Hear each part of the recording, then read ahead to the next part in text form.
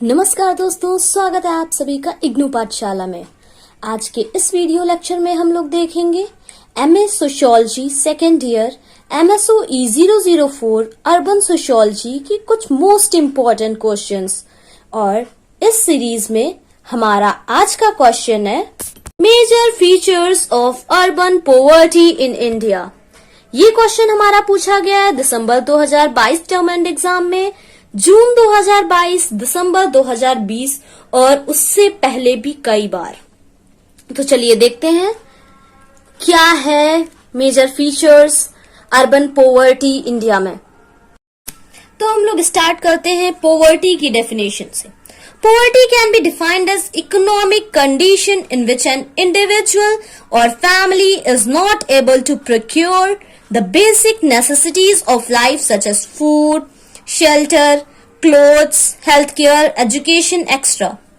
Poverty क्या है? Poverty simple, poverty गरीबी है। और गरीबी क्या कंडीशन है? वो कंडीशन जिसमें एक इंडिविजुअल अपनी बेसिक नेसेसिटीज जैसे रोटी, कपड़ा और मकान, स्वास्थ्य सुविधाएं और शिक्षा का बंदोबस्त नहीं कर पाता है या उससे वंचित रह जाता है, तो उस सिचुएशन को, उस आर्थिक स्थिति को हम लोग गरीबी कहते हैं। ये एक स्टेट है इकोनॉमिक एक्सक्लूजन की, जिसमें कोई भी व्यक्ति जो भी गरीब होता है या परिवार या सोसाइटी, वो आर्थिक रूप से एक्सक्लूड कर दी जाती है। और हमारे यहाँ सोशियोलॉजी में अभी तक की कोई भी एक पॉवर्टी की यूनिवर्सल डेफिनेशन नहीं है।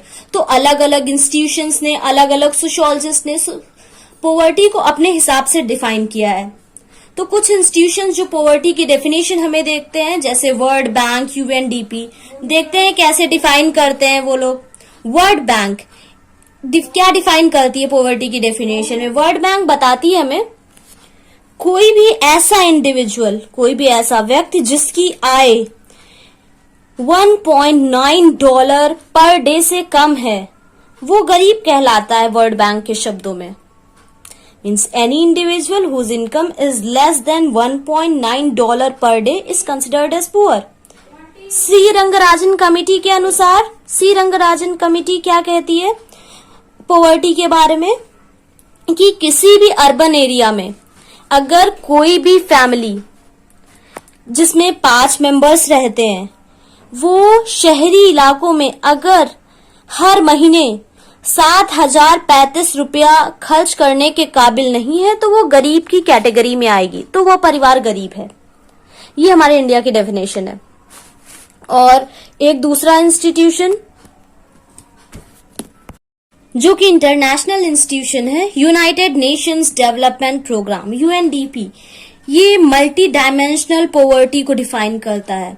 ये मतलब पॉवर्टी को डिफाइन करने के लिए कोई एक बेसिस नहीं लेता है, इसने 10 डिफरेंट बेसिस लिए हैं पॉवर्टी को कैलकुलेट करने के लिए, based on income, health care facilities और बाकी सारी चीजों पे, जैसे कि एजुकेशन, मोर्टेलिटी या मल न्यूट्रिशन। ये सब देखते हुए इसने बहुत सारे डायमेंशंस को कवर किया है और इसने मल्टी डायमेंशनल पॉवर्टी की डेफिनेशन दी है। सिर्फ ये ही नहीं, अलग अलग सोशियोलॉजिस्ट ने अलग अलग तौर से पॉवर्टी को प्रेडिक्ट किया और अपनी अलग अलग डेफिनेशंस भी दी हैं। जैसे कार्ल मार्क्स ने पॉवर्टी को डिसफंक्शनल बताया है। उन्होंने कहा कि पॉवर्टी का रोल सोसाइटी में डिसफंक्शनल है, जो कि नेगेटिव है। मतलब it leads to exploitation of the poor, under which capitalist class exploits the poor और लेबर क्लास। मर्टन के अनुसार ये फंक्शनल भी है, डिसफंक्शनल भी है और नॉन फंक्शनल भी है। फंक्शनल मतलब positive role, dysfunctional negative, non functional neutral. Poverty is functional for rich. क्यों? ये फंक्शनल रिच लोगों के लिए फंक्शनल है क्योंकि it makes availability of cheap labour, सस्ता श्रम अवेलेबल कराती है। डिसफंक्शनल किसके लिए है? पुअर के लिए, क्योंकि ये उनके एक्सप्लॉयटेशन का कारण बनती है, जिसकी वजह से कैपिटलिस्ट उनको एक्सप्लॉइट करते हैं।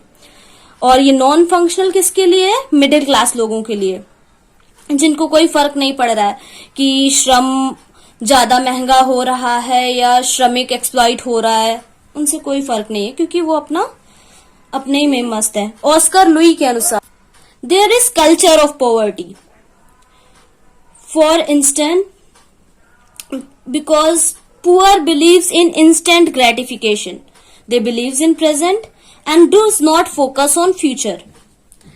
पॉवर्टी का, ऑस्कर लुई कहते हैं कि पॉवर्टी का एक कल्चर होता है, जो पुअर है, जो गरीब है, वो हमेशा गरीब ही रहता है, क्योंकि वो तत्काल फल पे या परिणाम पे भरोसा करता है। वो सोचता है कि अगर एक बच्चा है, उसको चाइल्ड लेबर में हम लोग लगाएंगे, मजदूरी करेगा, वो पैसे कमा के लाएगा। इस चक्कर में वो लोग उसको एजुकेशन नहीं दिलाते हैं, क्योंकि एजुकेशन एक लॉन्ग रन इन्वेस्टमेंट है। एजुकेशन इंसान को कंप्लीट करनी पड़ेगी कितने सालों के लिए, वो 12-13 साल की स्कूलिंग कंप्लीट करेगा, और वो भी इंडिया में स्कूलिंग अनस्किल्ड है, इतना करने के बाद भी कोई जॉब की गारंटी नहीं होती है।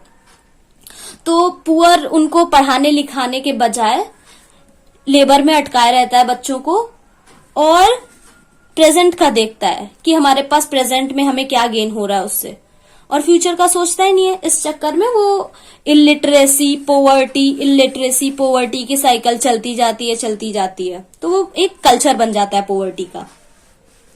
फीचर्स ऑफ अर्बन पोवर्टी के कुछ फीचर्स हैं, let's see what are the features of urban poverty. Poor quality और overcrowded housing leading to the problem of slums, risk of forceful eviction, lack of safe, readily available water supplies, poor provisions for sanitation, drainage and solid waste generation and its collection, lack of access to health care, emergency service and policing, difficult accessing government school, location at high risk of disasters and with risk level increasing because of climate change। तो ये सारी समस्याएं हैं जो कि जन्म देती हैं अर्बन पोवर्टी को। प्रमुख climate change, pollution, over crowding of cities, health care, emergency services, policing, इसकी वजह से स्लम्स का डेवलपमेंट होता है, लोग गरीब के गरीब रह जाते हैं, उनकी क्वालिटी ऑफ लाइफ नहीं सुधर पाती है, अमीर अमीर होता